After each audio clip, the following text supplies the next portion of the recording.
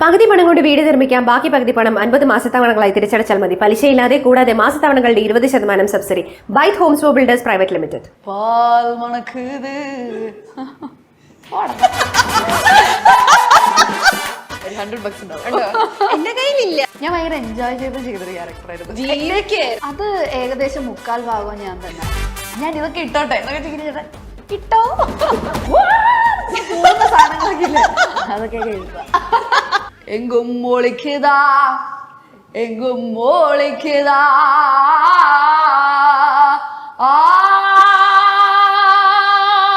ഒരു ഡേറ്റിംഗ് മെലിഞ്ഞിട്ടിരിക്കണോ അതോ ജിമ്മനായിരിക്കും? അയ്യേ, ആ സമയമൊക്കെ ഒരു സൗന്ദര്യം നോക്കി ആ ചേട്ടനെ അങ്ങനെയൊന്നുമില്ല, കയ്യിരിപ്പ് നന്നായാൽ മതി. എനിക്കറിയാൻ വയ്യാത്ത ഭാഷയാണെങ്കിൽ മികച്ചത്.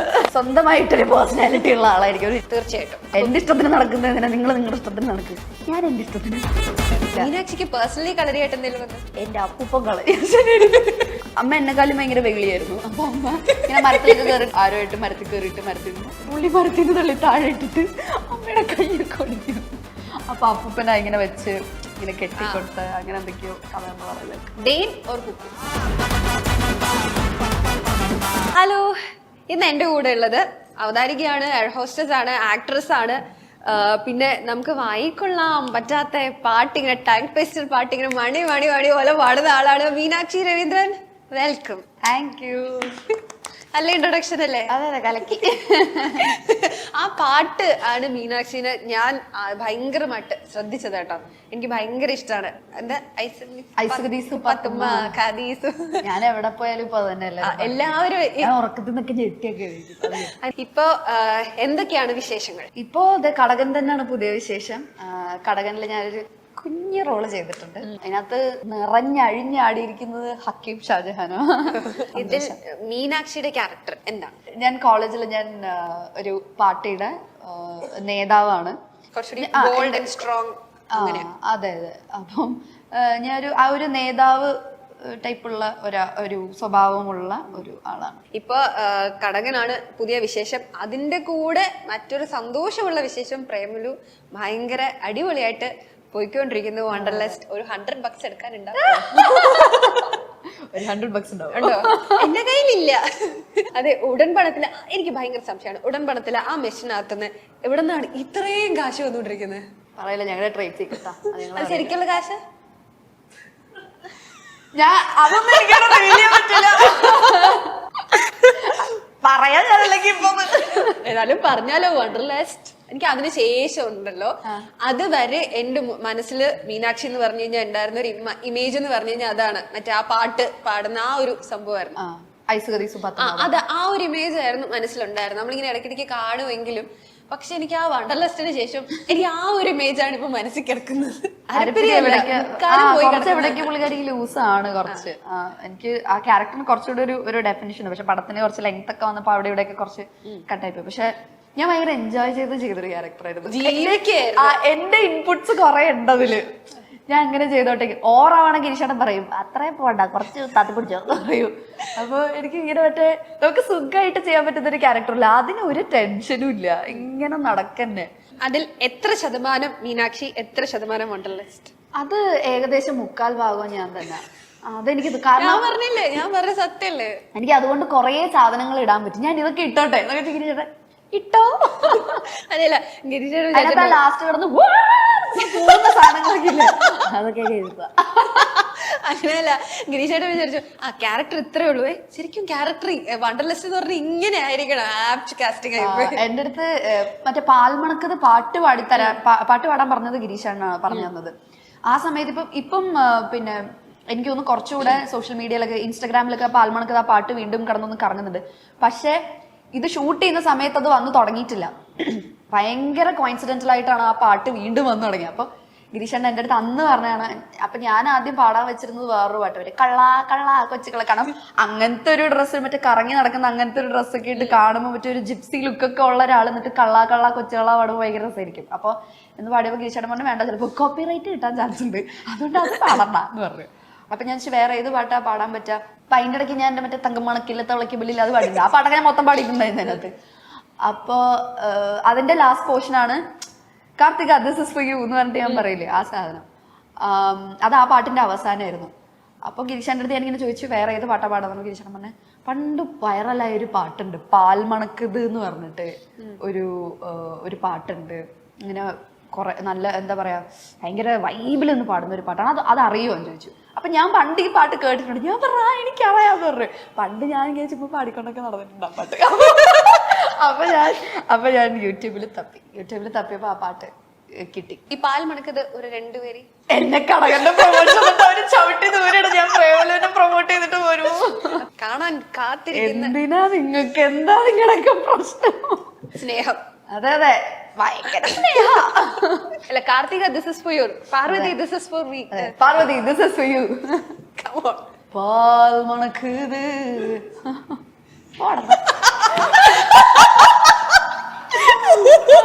പഴം മണക്കുത് പഴനി മലയില എങ്കും ഒളിക്കുതാ എങ്കും ഒളിക്കുതാ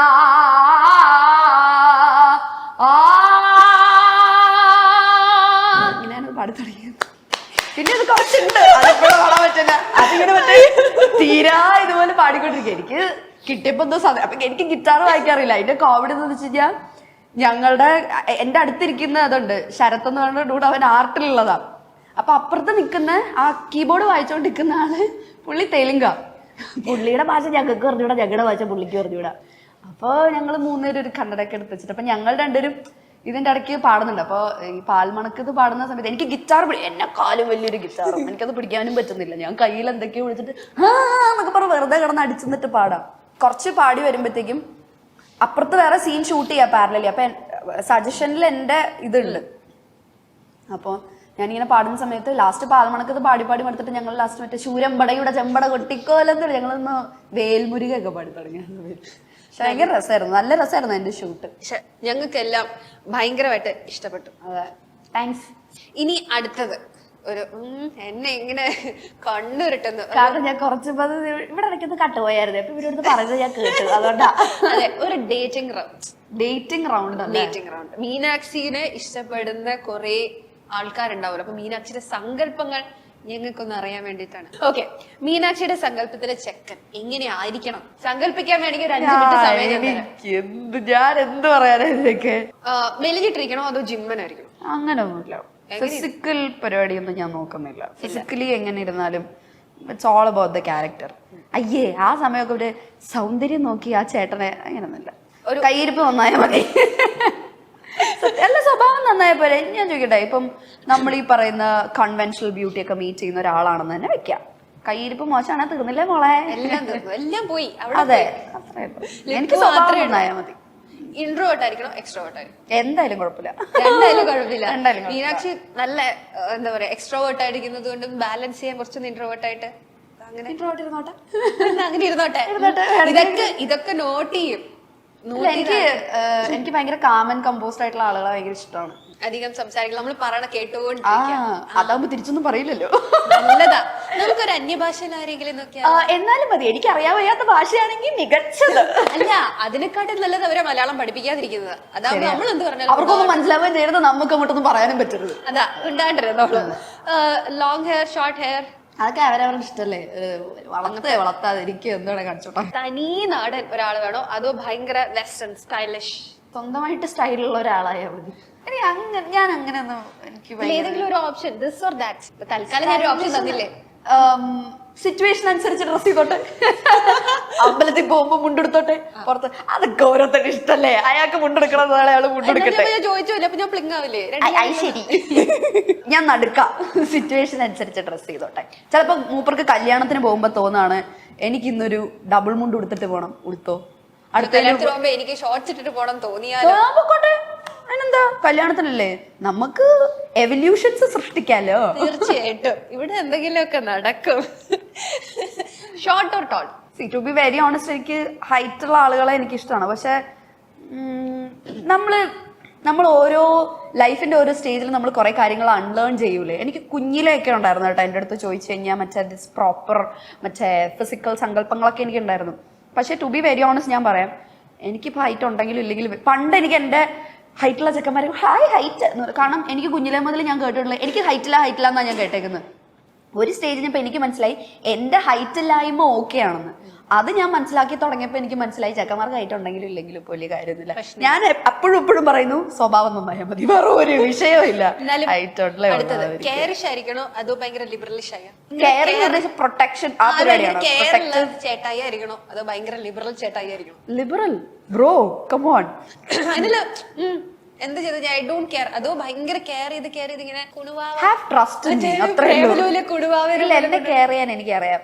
എനിക്ക് അതിന് പുറത്തുനിന്ന് ഒരാളുടെ ആവശ്യമില്ല.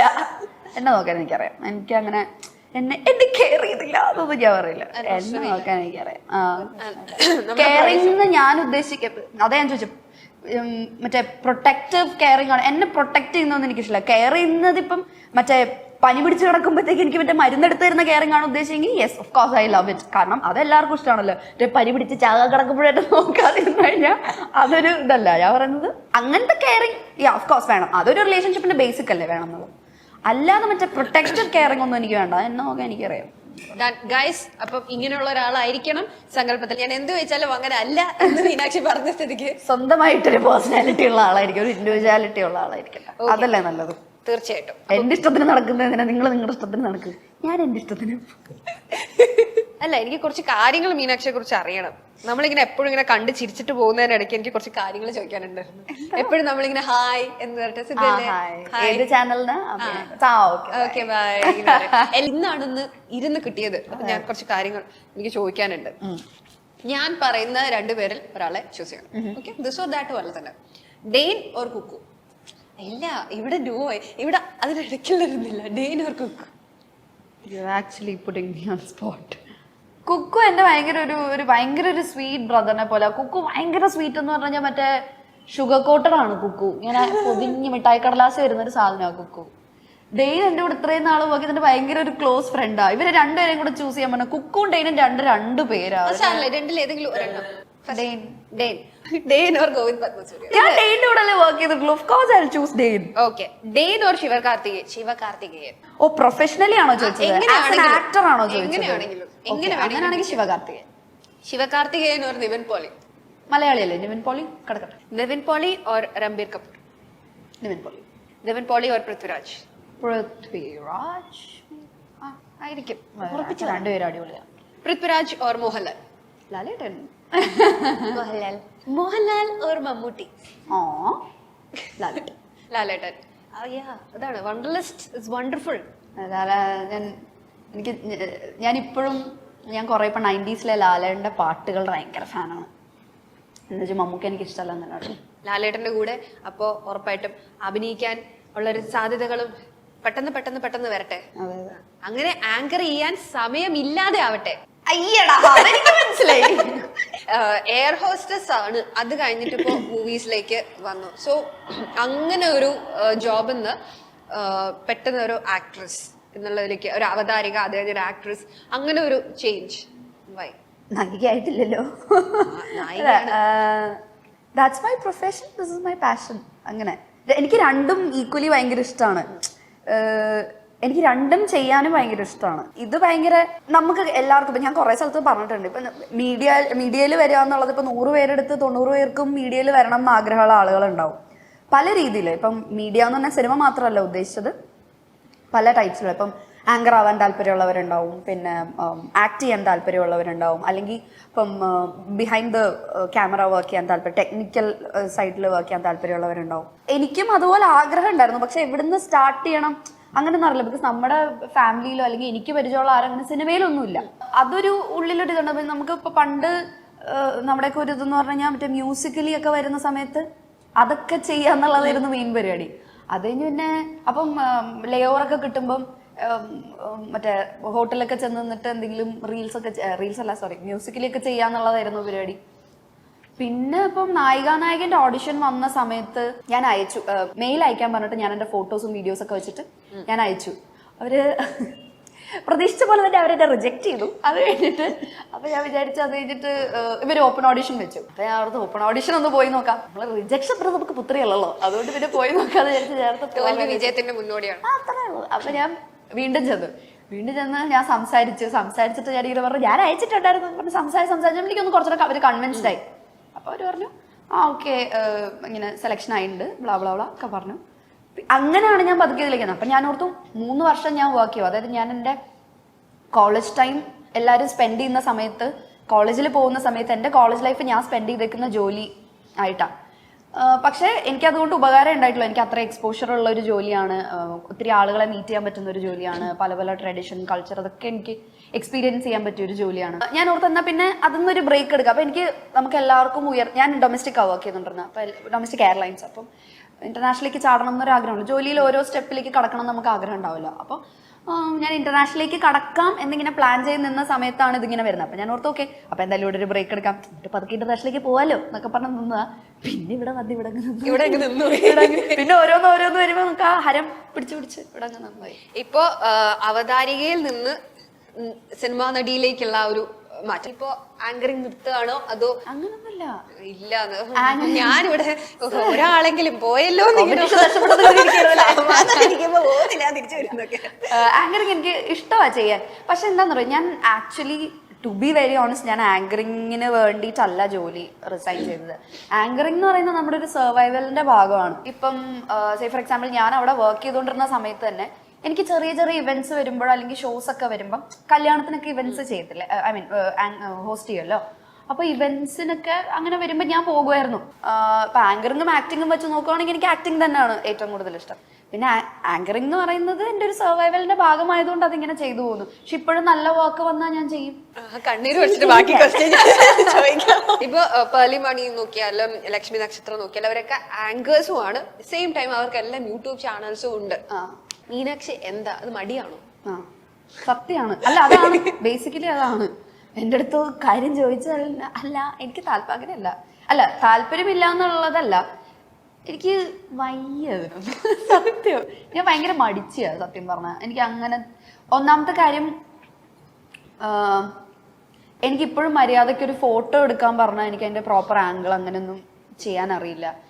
ഞാൻ ഫുൾ ടൈം അങ്ങനെ ഫോണിലിരിക്കുന്ന ഒരാൾ. ഇപ്പോൾ എഡിറ്റൊക്കെ ചെയ്യണം എന്നുണ്ടെങ്കിൽ അത്രയും നമ്മളതിൽ നമ്മുടെ സമയം ഇൻവെസ്റ്റ് ചെയ്യണം.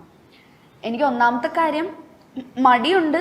പിന്നെ ഞാൻ അങ്ങനെ ഫോണിൽ അങ്ങനെ അധികം ഇരിക്കുന്ന ആളാണ്. എനിക്ക് ഒരു ലിമിറ്റ് കഴിഞ്ഞ ഫോണിൽ, അതായത് വീഡിയോസ് ചുമ്മാ കണ്ടുകൊണ്ടിരിക്കാൻ തലവേദനയൊന്നുമില്ല, പക്ഷെ അല്ലാതെ ഫോണിൽ എന്തെങ്കിലും പണിയായിട്ട് ചെയ്യാനിരിക്കുമ്പോൾ കുറേ എനിക്ക് തലവേദനയൊക്കെ എടുക്കും. പ്രതീക്ഷിക്കാമോ ഒരു യൂട്യൂബ് ചാനൽ?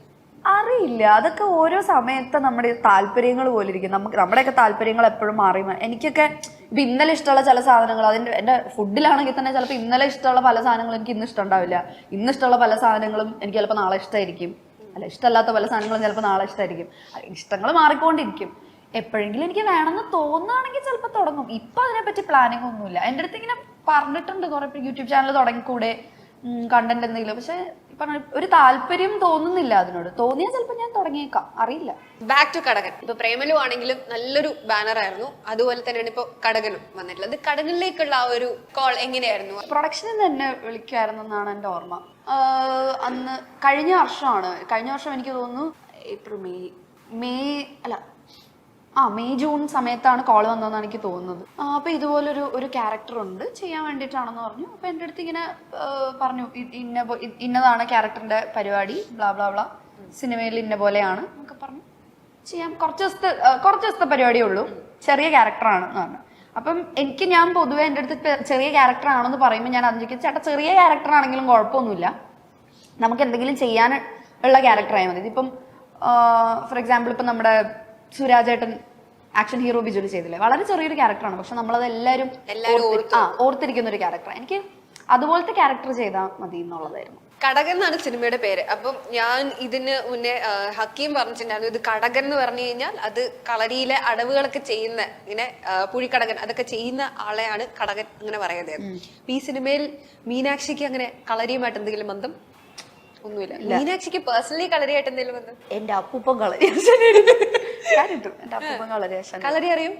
എനിക്കറിയൊന്നുമില്ല, അപ്പൂപ്പൻ അറിയായിരുന്നു. അപ്പം മറ്റേ പണ്ടത്തെ മറ്റെന്താ പറയാ, മർമാണി, അങ്ങനത്തെ ഒക്കെ പരിപാടി ഉണ്ടായിരുന്നു. ചൂണ്ട് അതൊക്കെ സത്യമുള്ള സാധനമാണോ? എനിക്ക് അറിയില്ല. എനിക്ക് 2-2.5 വയസ്സുള്ളപ്പോ എന്റെ അപ്പൂപ്പൻ മരിച്ചുപോയി. എനിക്ക് അപ്പൂപ്പന്റെ ഓർമ്മ എന്ന് പറയുന്നത് അപ്പൂപ്പൻ മരിച്ചടക്കുന്ന സമയത്ത് അമ്മ കരഞ്ഞുകൊണ്ട് വരുന്നതാണ് എൻ്റെ ഓർമ്മയിലുള്ളത്. അല്ലാതെ എനിക്ക് അപ്പൂപ്പനെ പറ്റി അങ്ങനെ അമ്മ പറഞ്ഞിട്ടുള്ളതാണ് ഇങ്ങനെ അപ്പൂപ്പന് മർമാണി ചികിത്സ കളരി പരിപാടി ഉണ്ടായിരുന്നു. അല്ലെങ്കിൽ ഞാൻ ചോദിക്കാൻ വരായിരുന്നു അപ്പൂപ്പൻ പഠിപ്പിച്ചുള്ള ഏതെങ്കിലും അടവ്. അതെ അതെ അതെ അതെ അല്ല അമ്മ ഇങ്ങനെ അമ്മയുടെ പണ്ട് അമ്മ എന്നെക്കാളും ഭയങ്കര വെളിയായിരുന്നു. അപ്പൊ അമ്മ ഇങ്ങനെ മരത്തിലേക്ക് കയറിയിട്ടിടയ്ക്ക് കയ്യും കാലം കൊഴും. അമ്മ കഴിഞ്ഞ ദിവസം പറഞ്ഞപ്പോ പണ്ട് ആരുമായിട്ട് മരത്തിൽ കയറിയിട്ട് മരത്തിൽ നിന്ന് എന്ത് ജോസഫ് എന്നൊരു പേര് പറഞ്ഞു, പുള്ളി മരത്തിൽ നിന്ന് തള്ളി താഴെ ഇട്ടിട്ട് അമ്മയുടെ കയ്യൊക്കെ ഒടിഞ്ഞു. അപ്പൊ അപ്പൂപ്പനാ ഇങ്ങനെ വെച്ച് ഇങ്ങനെ കെട്ടിക്കൊടുത്ത അങ്ങനെ എന്തൊക്കെയോ കഥ അമ്മ പറയുന്നത്. അപ്പൊ എന്തായാലും കടകൻ പ്രേമലു ഒരു ഹിറ്റായി, അടുത്ത കടകനും ഹിറ്റാവട്ടെ, അടുത്തടുത്തടുത്ത് ഒരുപാട് സിനിമകൾ വന്ന് നമുക്ക് വീണ്ടും വീണ്ടും വീണ്ടും കാണാൻ പറ്റട്ടെ. All the very best. Thank you. Wanderlust. I love you. Love you too. Bye. പകുതി പണം കൊണ്ട് വീട് നിർമ്മിക്കാം, ബാക്കി പകുതി പണം 50 മാസത്തവണകളായി തിരിച്ചടച്ചാൽ മതി. പലിശയില്ലാതെ, കൂടാതെ മാസത്തവണകളുടെ 20% subsidy. Byte Homes Builders Private limited.